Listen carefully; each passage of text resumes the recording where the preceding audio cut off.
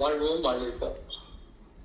உன்னுடைய கர்ம கணக்குப்படி அது வெளிவருகிறது. கர்மா இல்லாத பொழுது அது அடங்கி விடுகிறது. இதுக்கு நீ எங்க பொறுப்பு? அதையே வெட்டி எடுத்து கொண்டாடுற. நான் செய்தேன், நான் கண்டுபிடிச்சேன், நான் பண்ணேன். அகம்பாவம் தானே, போலி தானே, பொய் தானே. அப்ப அதுக்குள்ள தண்டனை நீ அடைஞ்சுதானே ஆகணும். அப்ப வாழ்க்கையில ஒவ்வொருவரும் தோல்வி அடைவதும் பகையாவதும் இத்தனைக்கும் காரணம் அவர்கள் தன்னை அறியாமல் இருப்பது. தானே தன்னை கெடுக்கிறார், தானே தன்னை கெடுக்கிறார். அடுத்தவங்க கெடுக்கணும்னே இல்ல. அப்ப ஞானம் பயணத்துல ஞானம் வேணும்னு சொல்லி போகும்போது முதல்ல நமக்கு என்ன வேணும்? நம்மளை பத்தி நமக்கு தெளிவு வேணும். வேணும். அத யாருன்னு கேட்டா தைரியமா சொல்லுங்க. ஞானத்துல உள்ளவங்க போய் வேண்டாம். உனக்கு தெரியுமா இறைவனை? இறைவனுக்கு தெரியாதுப்பா. தெரிஞ்ச நான் ஏன் இங்க இருந்துட்டு இருக்கேன்? தெரிஞ்ச என்னைக்கும் சேர்ந்திருப்பேனே. இறையிடம் சேர்வதற்காக தான் நான் முயற்சி பண்ணிட்டு இருப்பேன். That's all. அத கூடாதுன்னு சொல்ல முடியாது. இறைவன் எங்க இருக்கான்னு தெரியாது சார். பயன்படுத்தி பண்ணிட்டு இருக்கேன் சார். எந்த இடத்துல எப்படி இருக்காரு, எப்படி இருப்பாரு, எப்ப போய் சேர்வது, அந்த முயற்சி தான் நடந்துட்டு இருக்குது. Still I am working. இதனுடைய கன்க்ளூஷன்ங்கிறது எனக்கு தெரியாது. அது என்னுடைய கர்மாவை பொறுத்திருக்கு. என் கர்மா எப்பொழுது முடிகிறதோ அப்பொழுது நான் பரவும்.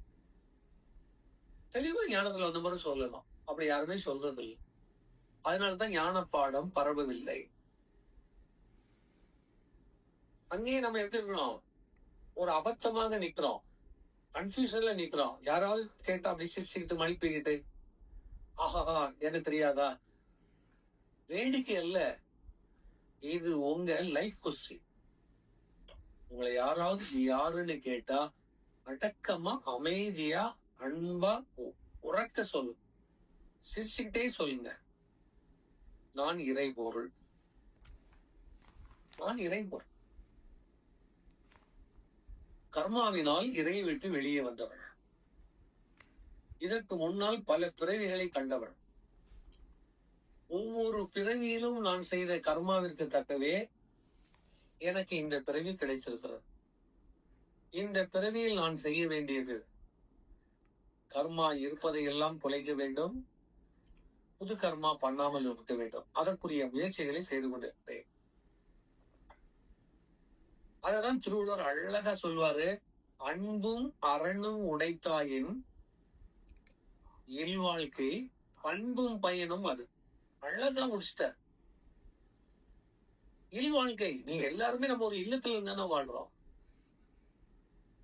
இல்வாழ்க்கைன்னா பொண்டாட்டியோட இருந்து வாழ்றது மட்டும் கிடையாது. இல்ல, நீ இருக்கிற ஒரு இருப்பிடத்துல இருந்தானே இருக்க முடியும். வெட்ட வழியிலே கிடப்ப. இல்லம் என்பது பிடித்தனம் இருக்கிற இடம், இருப்பிடம் இல்லையா?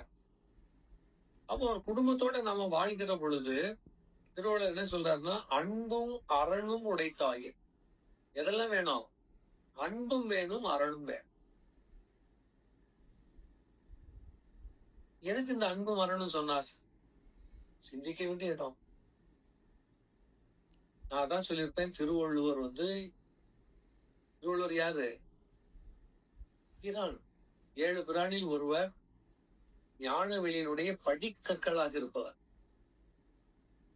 அந்த 7 பிரான்களை தாண்டிதான் ஞான வெளி சிந்தனைகளுக்குள்ள நீங்க உள்ள போக முடியும். அத்தனை பேரும் ஒவ்வொரு விதமா கொஞ்சம் கொஞ்சமா கொடுத்திருப்பாங்க.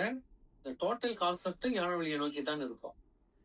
அந்த வண்ணம் பார்க்கும்போது இந்த வள்ளுவபிரானுடைய இந்த வரி பாருங்க, சாதாரண வரி இல்ல. என்ன சொல்றாரு? என்ன சொன்னாரு? அன்பும் அரணும் உடைத்தாய். அப்ப அன்பு எதுக்கு, அரண் எதுக்கு? இந்த ரெண்டும் இந்த வாழ்க்கையில வேணுங்கிற 2 விஷயம் மஸ்ட்.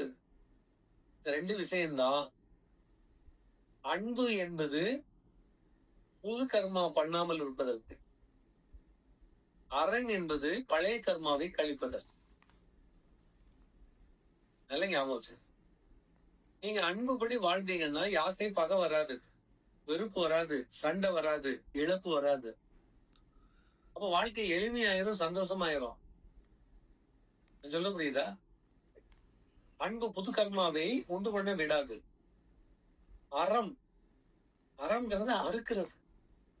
அப்ப என்னெல்லாம் ஒட்டிட்டு இருக்குதோ அத்தனையுமே நீ அற வாழ்க்கை வாழும்போது கலந்து போய்விடும்.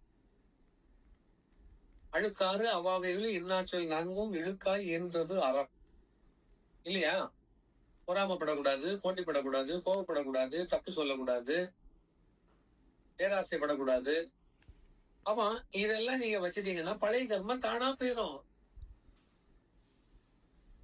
அப்ப பழைய கர்மாவை அழிப்பதற்குள்ள வழியையும் புது கர்மா ஒட்டாமல் இருப்பதற்குரிய வழியையும் திருவள்ளுவர் அழகா தூக்கி வச்சுட்டா. அன்பும் அரணும்.